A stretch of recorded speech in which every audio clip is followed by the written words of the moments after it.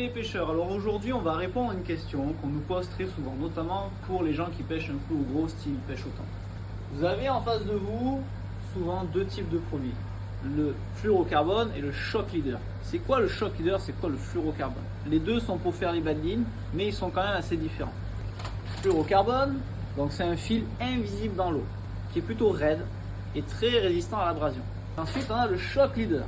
Shock leader, c'est un nylon très haut de gamme, élastique et un peu plus résistant à l'abrasion que nylon classique. Ces deux fils, qui font pourtant le même poids, sont très différents. Le fluorocarbone, ça va apporter de la rigidité à votre montage, si vous n'avez pas envie que ça s'en mêle, s'il y a un peu trop de courant. Et surtout, il va être super résistant à l'abrasion et, dans les cas extrêmes, beaucoup plus discret que le shock leader. Mais le shock leader, lui, vous apporte une souplesse, donc peut pardonner des erreurs lors des combats. C'est plus facile de nouer des nœuds avec des gros diamètres de fil. Ça reste très souple, donc le montage est plus naturel. Et en combat, ça pardonne beaucoup d'erreurs parce que ça va pardonner, puisque ça va absorber. Donc ce qu'il y a à retenir, c'est que le fluorocarbone, ça va être vachement utile pour les pêches où vous allez être vraiment dans les obstacles et qu'il vous faut une grosse résistance à l'abrasion et un peu extraire le poisson en force, ou que vraiment il faut que le fil résiste à l'abrasion des dents, du corps ou des obstacles qu'il y a autour.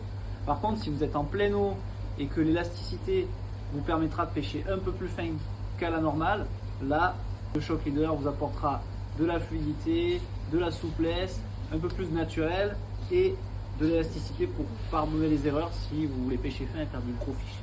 Donc, fluorocarbone, shock leader, à vous de choisir votre équipe.